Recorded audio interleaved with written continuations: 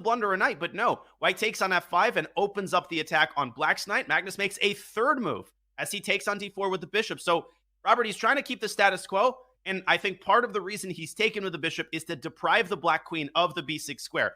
What do you make of this? I'm a little bit skeptical, to be honest. Great move right there from Maxime. Oh, yeah. Queen to d5, because that protects b5. It puts pressure on b3, connects the rooks on the last rank there. So everything kind of working well for black. And rook takes c1 is a threat because b3 is loose. And not to mention, after rook takes c1, you also put the next rook back on c8, the bishop on f5 defends. So bishop f3, you're mentioning bishop e4 as a response. Even rook takes c1 with queen takes b3 to follow. White has some things to figure out now. So I believe bishop takes d4 was an inaccuracy that allows Maxime to have the type of play he has been seeking. I think it's a major inaccuracy, and I think now Magnus, down 30 seconds on the clock, needs to start thinking about bailing this game out. He just completely overlooked the move queen to d5. MVL very sharp to start off the game. And let's see if Magnus just decides to bail out, or is he going to keep pursuing complications? He trades once on b5. If you want to draw here with white, Robert, what do you think is the best way to make it? Is it to take on c8 and just go like knight e5 to d3? How exactly does white stabilize this position?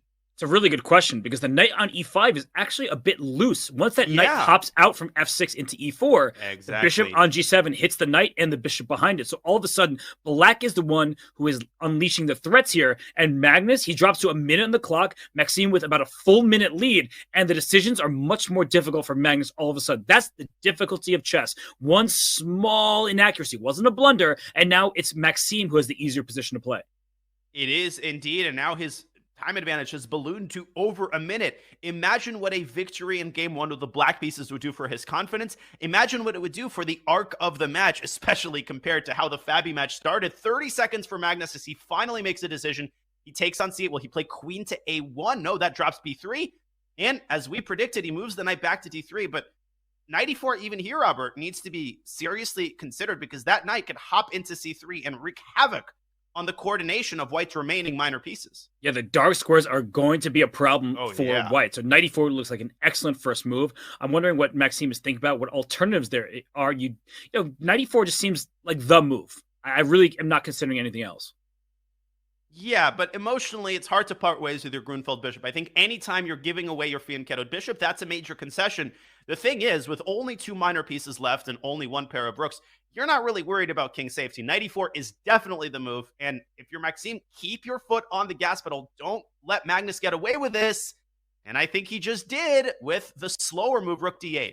And knight f4 comes with the tempo, a shot against the queen on d5. The b5 pawn still a little bit loose. The b3 pawn can push to b4 at some moment. Well, not after queen d6, as you indicate, but queen a1, your idea. Now the knight frozen in place. You can play knight e8. That's an option, but you're retreating rather than going on the offensive. And Maxime trying to poke and prod at Magnus's kingside. He's inviting the move f3. Magnus says, hey, you want me to play f3? You got it. And now he's going to move his rook from f1, I think, into c1 or maybe d1. And suddenly white's pieces are looking quite nice again.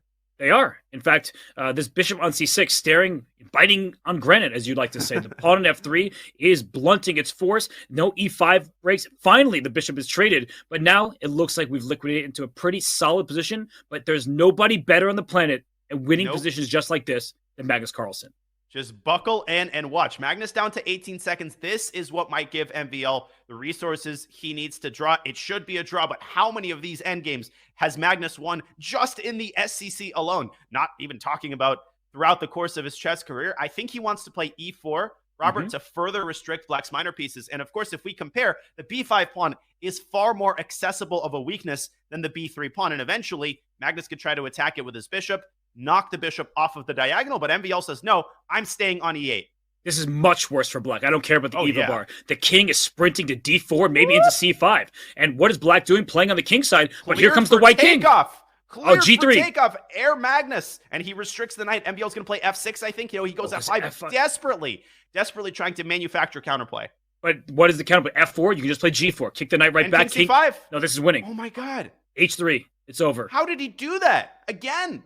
And bishop takes b5, Robert. The worst thing is it's going to force a bishop trade, and knights are the worst piece at stopping passers. King c6, 1-0. Also, knight endgames are most similar to king and pawn endgames. So white is just simply up a pawn, no counterplay whatsoever. The knight on e5 protecting everything now goes back to d3, so you push b4 and b5. And the black king, if it tries to stop the b pawn, the white king goes over the king side.